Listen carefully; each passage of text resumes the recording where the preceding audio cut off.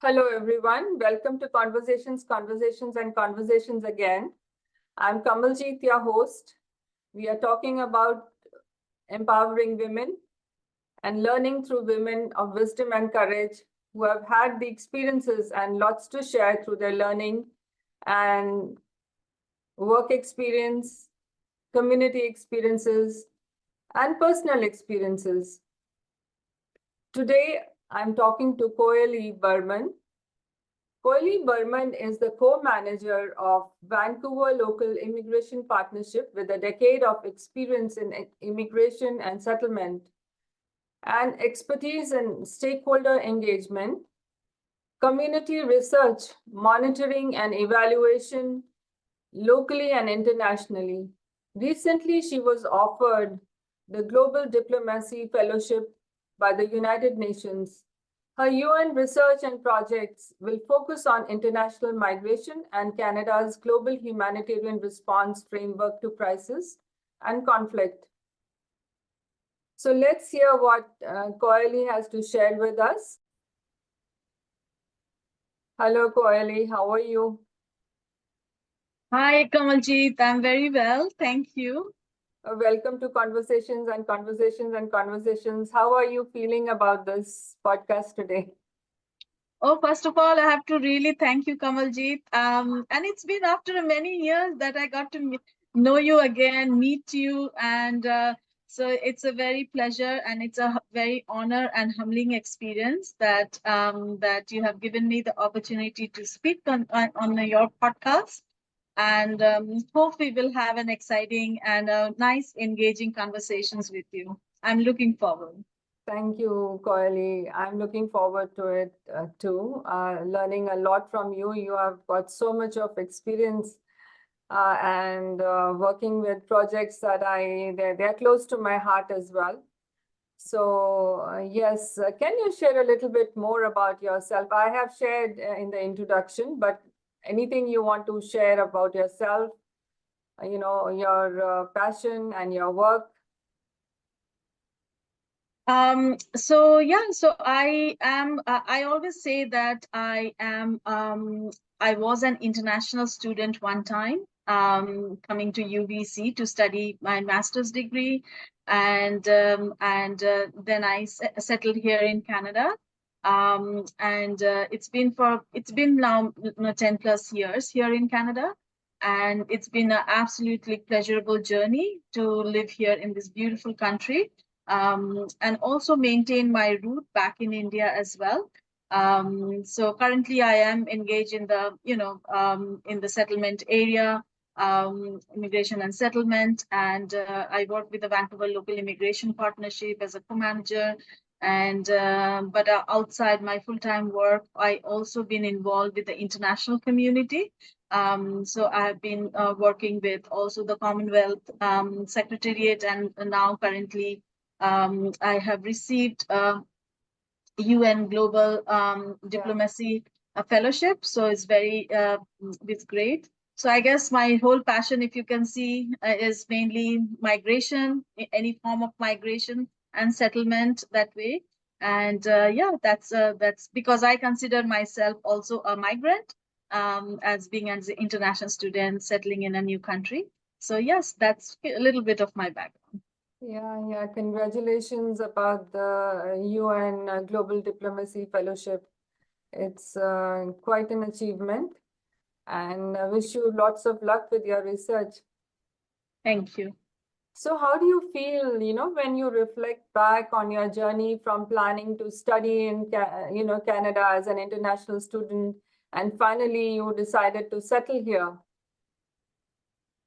Yeah, that's a good question. People does ask me quite a bit. And I always, every time I have to look back and reflect. These years have passed and have come from point A to point B, like all this.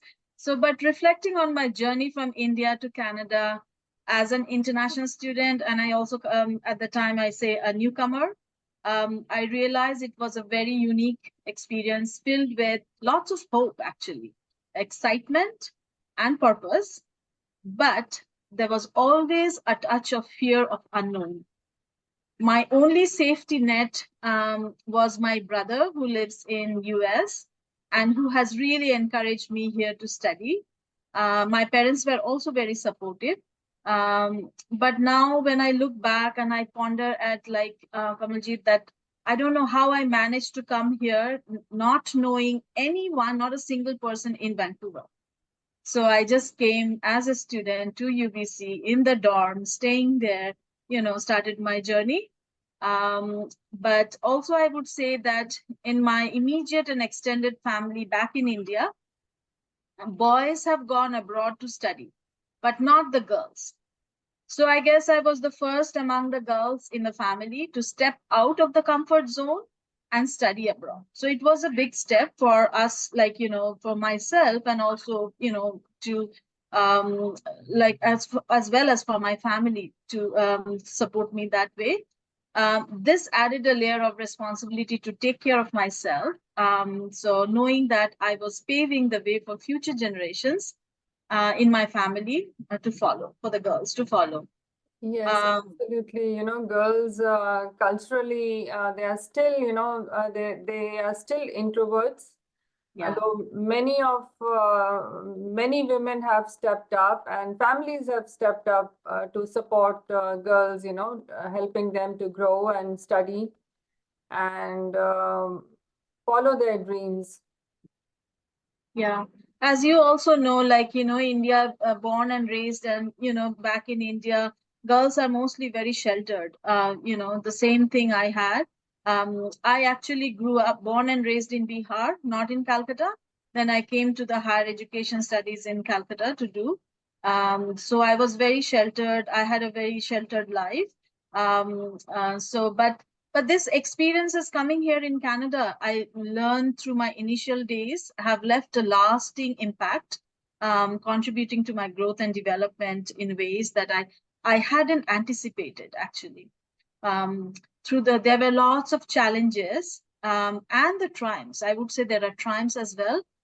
But the most important thing that I found in this journey, Kamaljeet, was my individuality, right? Most back in India, like the voice is not being heard, like, even if you have ideas, you may not be able to share, or maybe people don't take it seriously, right? So here I found that I got that space, I found individuality. And this journey helped me discover my strength I didn't know that I had, and broaden my perspective on life and my place in the world, which is the most rewarding aspect of my journey. So I'm very, very thankful in that way. Yeah, so you arrived in BC, British Columbia, as an international student. How was the integration process? There were lots of things, and you must have been very enthusiastic about coming here. And could you share a little bit more about your integration enthusiasm? And was this integration process smooth or a little bumpy? Did you feel that there were barriers of some kind, culturally, or how did you feel? Yeah. Yes. Even though I was very enthusiastic, but the decision was very sudden that I came here in Canada. But there were only for the two reasons I could come here. One was the scholarship from the University of British Columbia. I've received scholarship. And the other piece was my brother's huge encouragement was the driving force behind my decisions to study abroad here. But despite the allure of this opportunity, I initially intended to return to India after completing my master's degree. I wasn't planning to stay here, actually. So I returned back in India and pursue my profession there. So that was my whole idea. And even my family also, they thought that I would come back.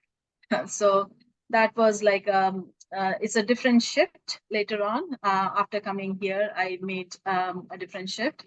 So the journey was marked by very mixed emotion. Even though the prospect of studying in this, a prestigious university, UBC, filled with a lot of hope and excitement, but the new opportunities that awaited me. But moving into this new country and integrating, and that word is also kind of, I'll tell you later on about this word, integration. in this new country, out of the comfort zone, was filled with a lot of fear and uncertainty. Right? Navigating through this feeling was very a blended feeling. And I would say, I know like in the arena of the immigration and settlement area, we use the word integration, but it is still a debatable word. And still I'm exploring that word. But when you ask me how did I integrate, I would say first that I got connected in the new community here first. Right? So that was my, that was the process I had. And so here, being a newcomer in this country, the word connection resonated me the most. Adjusting to a new environment, especially far from home, can be challenging. But I would have to admit and say that initially I felt very homesick. But I focused on understanding and making connection to this new cultural and academic environment. So that was my first step. And how did I do it? To, like you would say, integrate or connect. How would I did it was building connection with the fellow students. So I was really lucky to get a good department. Getting to know, I got to know the professors, staff members of the department, having people to talk to about my experiences, elevate the loneliness. So these are all important factors that support network that I had was really helped me, right? So your peer group was quite supportive, it seems. The UBC students, they have a good network of even I think their peer network in a way, how they have programs and to support each other is very interesting. Their cafes and all to support each other. Yeah, good to know that. And the other piece is also that, like, someone told me actually that, Koyali, if you can feel being part of this new country and new community, is that you have to volunteer, right? So that was one of the things that I really did from the day one get-go. So I volunteered in the Students Club and organization at UBC. Then I also being as an India, a woman from India, I volunteered at Indian Student Association at UBC. And I was selected as the president of the Indian Student Association. And that really helped me maintain my roots while embracing the multicultural environment of this campus, right? So volunteering was a very big aspect to make myself feel connected and feel a sense of belonging and not feeling homesick also, right? So those are the things that really helped me. Yeah, that's really interesting to know, because being a part of one is that you have come to Canada as an international student, and then you had that support from the peer group. And while volunteering, you could join a community of your own, and that must have been another interesting experience, like as an Indian student and leading the Indian students as well. As an international student, all the students must have been international students, I believe, or were they, already settled in Canada, or what was it like? Yeah, so the Indian Students Association was mixed group, international, and those who were already there here in Canada for many, like few years. So it was a very big group. So yeah, I got to really get to know them and being part of them. So I started my homesick feeling, missing India became less and less once I started getting. But I also was very open to mixing with other people from different cultures. Really, like that really opened your mind and really look into finding the commonality of the culture. Yeah. Really, so those are the things that really helped me, in the initial days. What was your response as a young woman of color? Sometimes I think about this very often when I look at our community of international students. So what was your response and experience as a young woman of color, and, of course, as a student here? Yeah, I have to be very honest, Kamaljeet. So when I first came here, this terminology wasn't familiar to me. Women of color wasn't familiar to me. Um, the terminology and cultural context around race and identity uh, varies from country to country, right? So, for example, in India, the concept of women of color are not commonly used since the population is predominantly, diverse in terms of skin color and ethnicity. But I always find fascinating to learn about different cultural perspective and how language is used in various contexts. Like here, people say women of color. Back in India, we don't, right? So I did not have that understanding what it is. But now when I look back, I can say that international students are viewed through the lens of the country of origin from the perspective of the admission office of the institution. But while they are on campus, they can be viewed through the prism of racial and ethnic classification, actually. So since these distinctions differ from students' own understanding of differences, they can be jarring and also alienating as well, right? Yeah. So those are the things that I can say about this, connotation of this word. Yeah, and young women in particular are just a question on the side. I'm also thinking as a woman, young women in particular are very conscious about their body image and styling.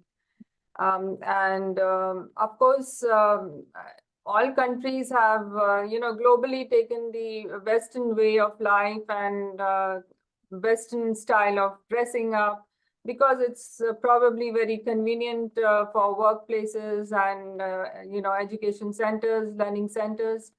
But again, what was your observation? Can you share a little bit more, like integrating and mixing up with your traditional way of styling and dressing up, and how was it like?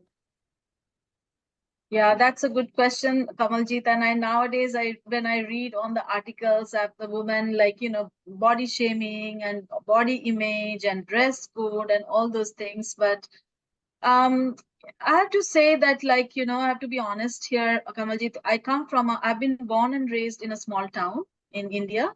So, like, the dress wasn't like dress code and all those body image wasn't, I didn't grow up with that type of consciousness, like being conscious about that. So I was always comfortable with my own body image. I'm a very simple person and a very simple lifestyle I had, like, for my childhood. So it wasn't like fancy everything, but I was very comfortable with my own body image. But yes, I have to admit, I became very conscious about dress code when I came here, adapting to a new environment. And I say the dress code, not like a casual dress codes, but the formal dress code. Like, when you are going for a presentation, when you are speaking with, on a stage or something like that, like what type of dress code do you follow or do you wear? Because I wasn't much aware of those back in India. So then I started observing how these people dress in different situations, right?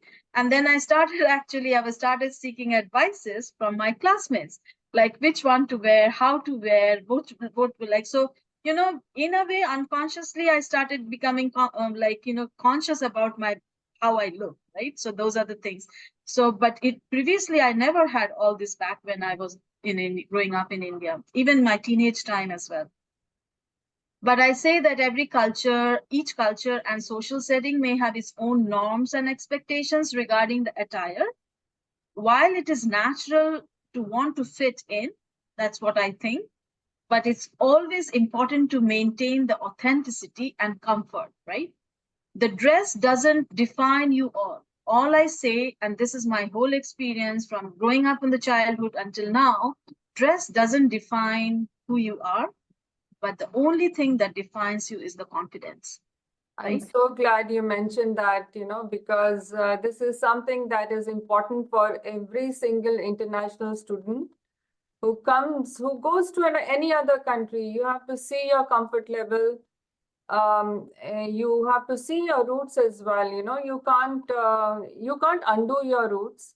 and everyone is passionate from where they come from. So yes, you should feel confident and about yourself before just transforming into a newbie like that. Sometimes things happen to students and then they have a setback too because they can't keep up with that pace. They find sudden transformation of clothing and even accent I've noticed. And it has decreased over a period of time now. I think people have realized that everyone has their own accent, they have their own perception, their own way of dressing up. Of course, you have to keep, the formal norms in mind, never to overlook them, because it's always respectful to the environment where you're heading for, or what is the meeting or what is the event all about, wherever you are going. One has to be careful, be mindful of that, not careful, but just be mindful. Yeah. So I think, well, you said well, it's the defining factor of a human being is not always everything is about dress. Yes, dress does carry to an extent a little bit a nice, decent dress, but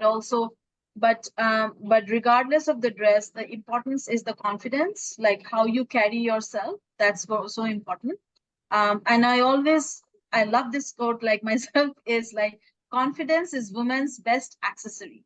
How much you wear all those jewels and things like that, earrings and all, but it doesn't matter. But like how you carry yourself, how confidently you are, like how you're talking and like carrying yourself, that is the best accessory of a woman, and also everyone else as well. Yeah, beautifully explained.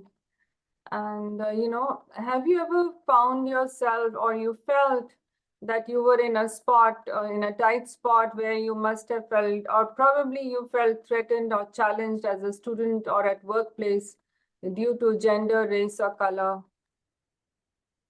Yeah, this is a very big question, Kamaljeet, and it's a lot to think. And I was, thinking now is, I have to admit, yes. So there were instances, and now even instances faced, like, for example, I've been sometimes overlooked in the group discussions, right? So even though you have ideas and things to share, wasn't that got that opportunity to do it as well. At times, I find myself and found myself also to prove my capabilities 5 times more, or justify my presence more than maybe my peers as well. Additionally, navigating spaces where I was the minority often required extra effort to ensure my voice was being heard.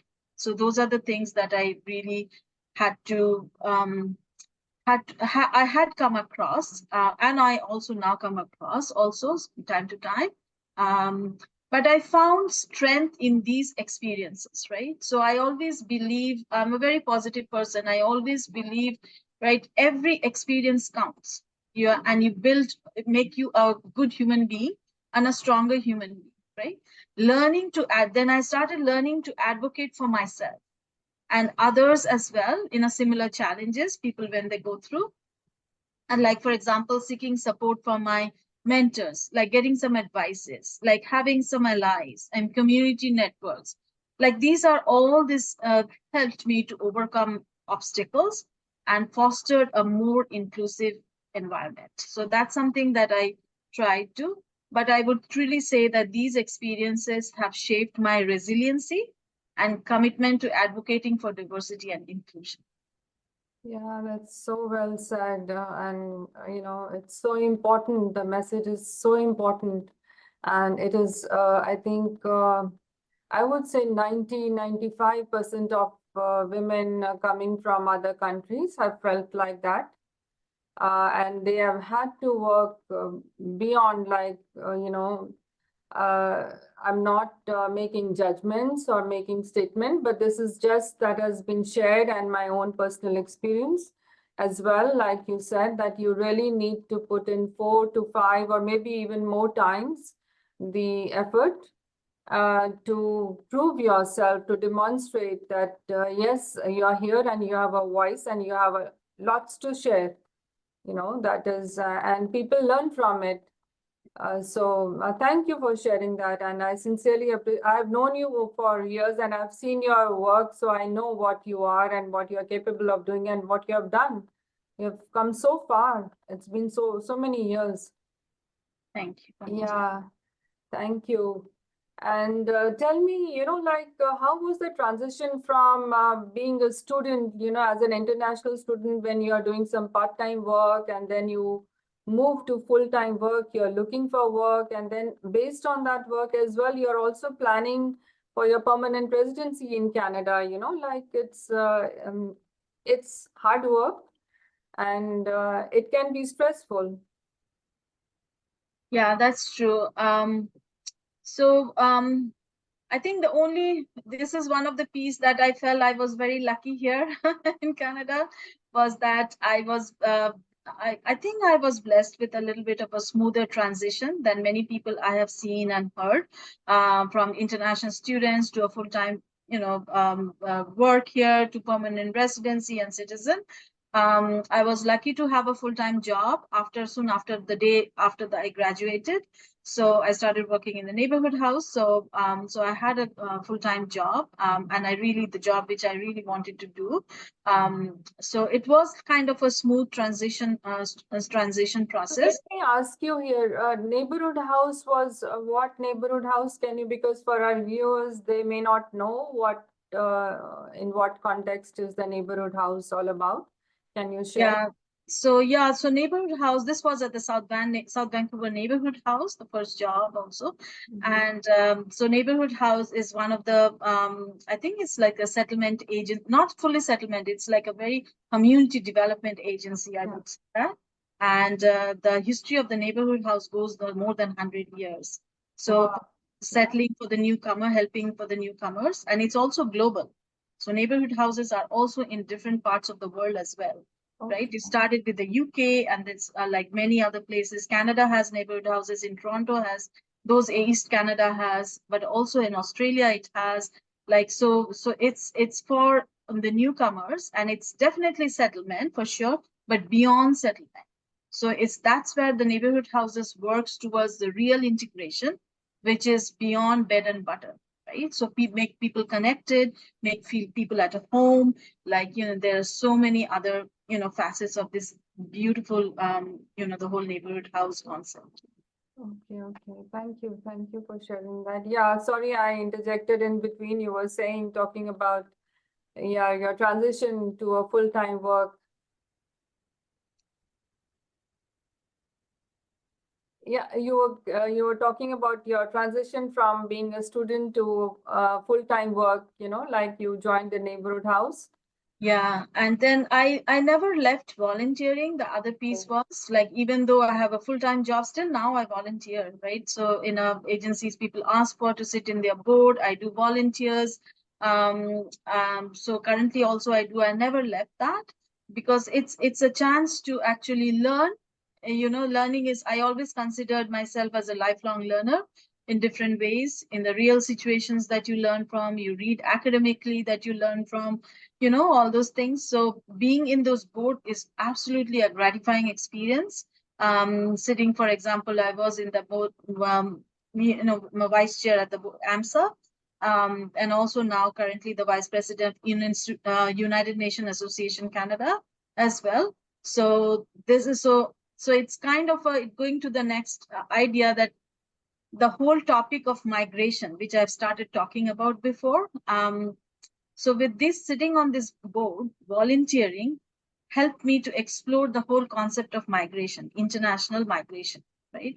So when you're sitting in the board, for example, in the vice chair, in the AMSA, so mostly it's working within the local context and nationally here in Canada.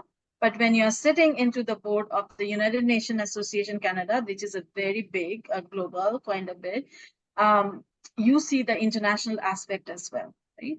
So those really, I never left that volunteering, and I always enjoy volunteering. So maybe those were some of the elements that helped with the smooth transition from my, being as a student to being as a permanent resident and all. But along the way, actually, I have to admit, I found really good people who have helped me here in Canada. Right? Starting from my department, like the staff who were so helpful to me, also like my peers who were so helpful to me, and the people where I volunteered, they were helpful to me. So I guess those helped me with this smooth transition here in Canada.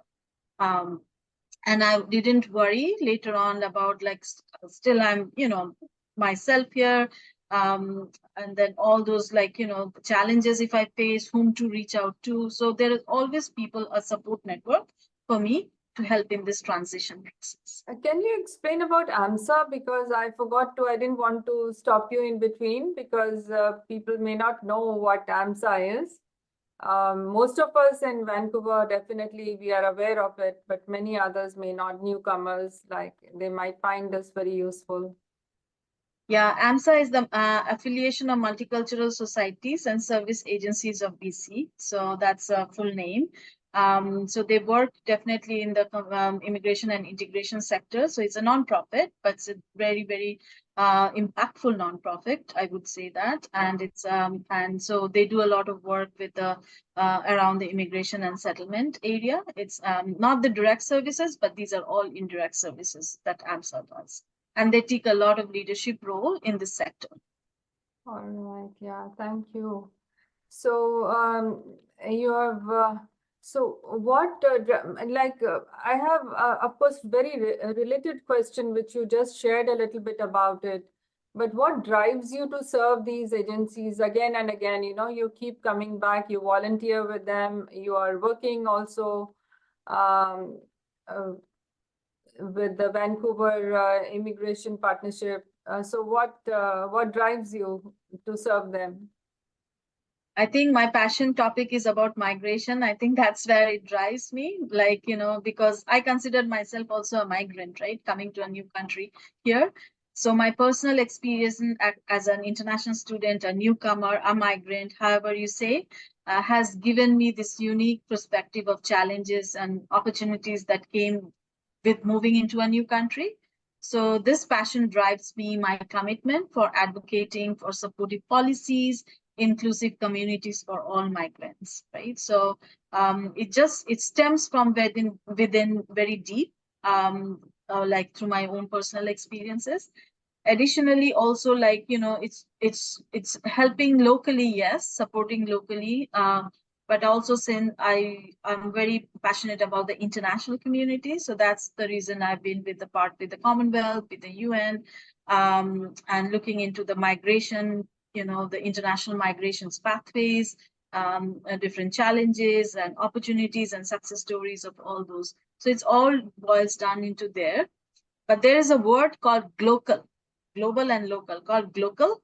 How, yeah, so how global and local perspectives intersect. So why I'm so passionately interested is the reason of that word global, GLOCAL. How global and local perspective intersect and influence each other. And that absolutely fascinates me, right? So therefore, I've been invited to sit on their boards, and then now with the UN fellowship. So currently with this whole fellowship, I will be doing the research, maybe down the road some projects focusing on international migration and Canada's humanitarian response to crisis and conflict. Right? So that is something that I'm really passionate about. So it all boils down to migration, international migration. Yeah.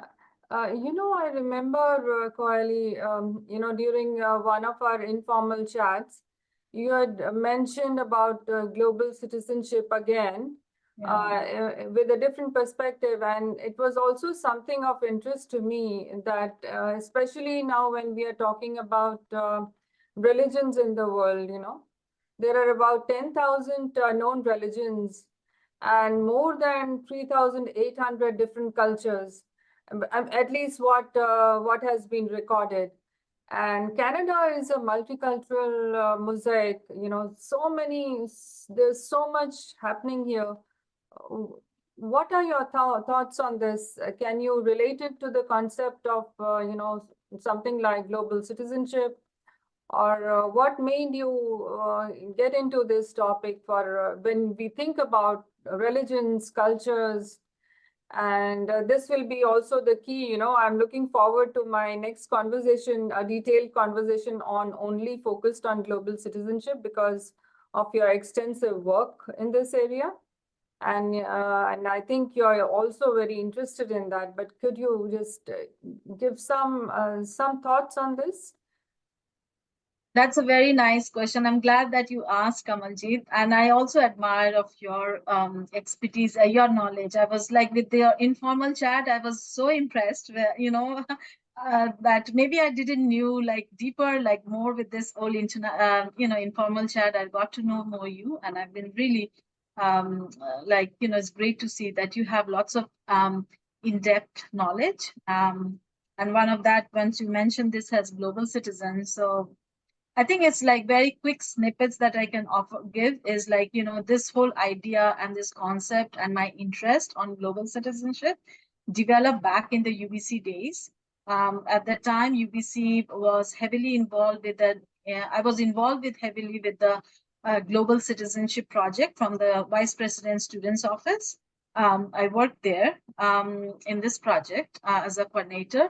And that ultimately planted the seed of my enduring interest in the global citizenship context, right?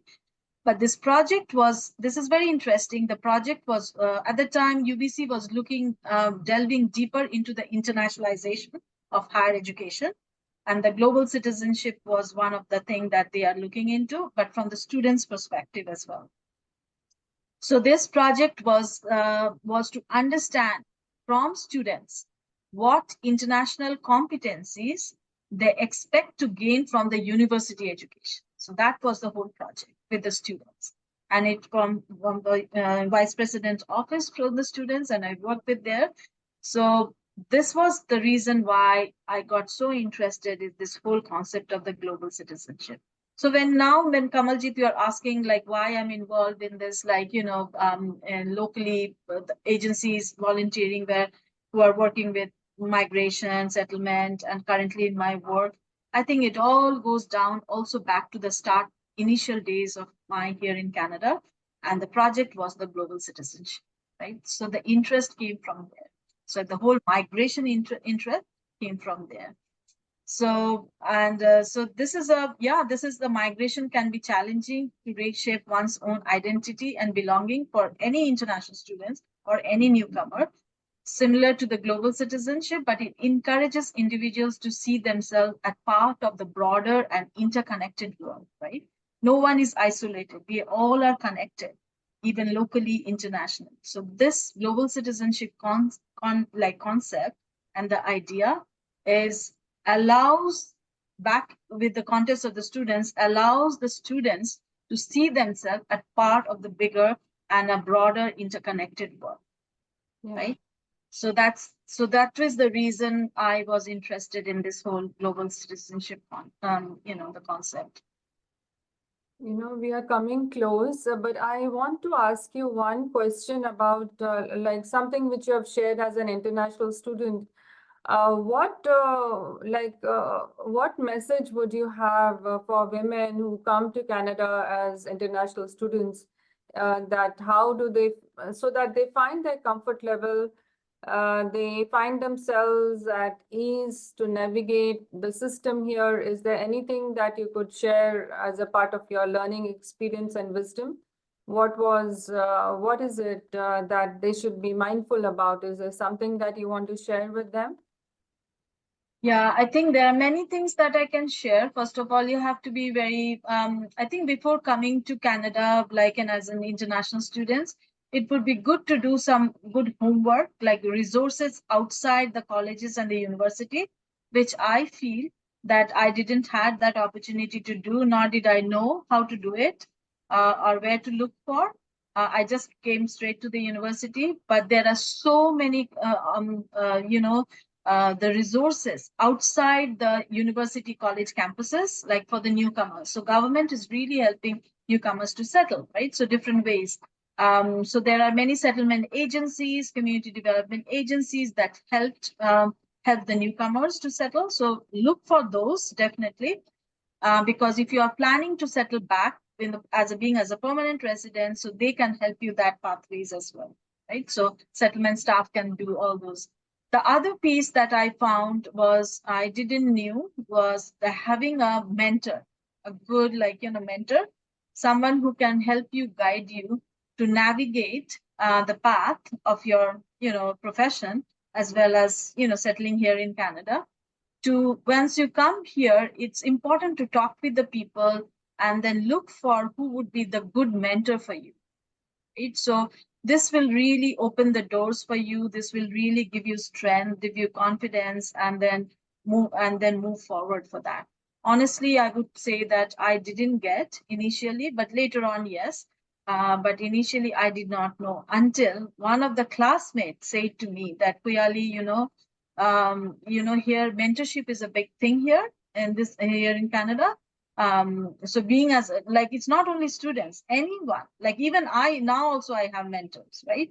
Professions, anyone can have mentors. So that is something that I should be looking for. So that I would really advise the international students to look for a mentor and the profession that you wanted to go into that area. Yeah, very, very key message, very important for everyone to have, to consider this. Do your homework before coming to Canada, and definitely coming to Canada, look for mentors and try to volunteer as far. That way you build up your connections and you learn so many different things and resources. You'll get to know about resources once you start volunteering too. So that also helps. Yeah. So we were talking about religions. How do you feel about religion? So many different religions. We have friends from different religions, different parts of the world. Do you feel there is a difference between religion and spiritualism? Could there be a possibility of, when we think about peace, beyond religion, peace is something that is true to all of us as humans. We all strive for peace. And do you think humanistic spiritualism could make some sense here? I mean, just thinking about it, because you've done so much of work in so many different areas. Just came to my mind, if you could share a little bit through your experience. This is a tough question, Kamalji. Sorry about that, but then you've got so much of experience. I just felt that I must ask you, because you're doing so much of work also, with the intercultural planning tables and Vancouver immigration projects and all that. So this is something that's very, I think it does matter. Yes, it does matter, Kamalji. Not many people would like to talk. Not many people does talk. Not do they have platform to talk, right? Yeah. It's an important topic, I personally feel. I don't have a huge knowledge around this area, but as a simple human being, I would say this conversation can take a long time. And I love to have these conversations down the road with you, Kamalji. But all I can say that every human being has a trade of existence, which is body, mind, and soul, right? These three things.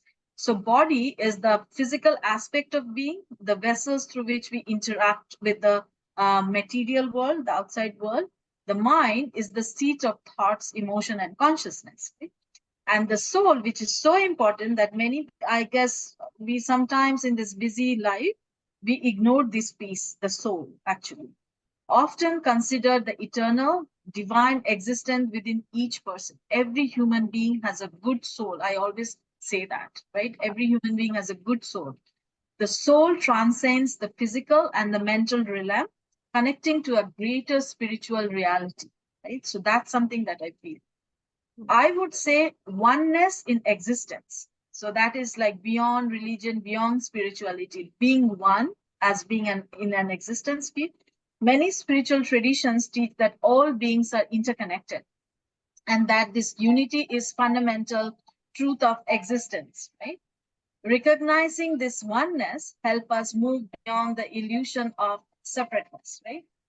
Like, so finding commonality, fostering a deeper connections to your one soul and to the others is so important. So basically, it's a nutshell, it's like oneness of existence, and one can achieve this oneness. How do you do that? Like, in a simple way, as a human being in an everyday world, meditation and mindfulness.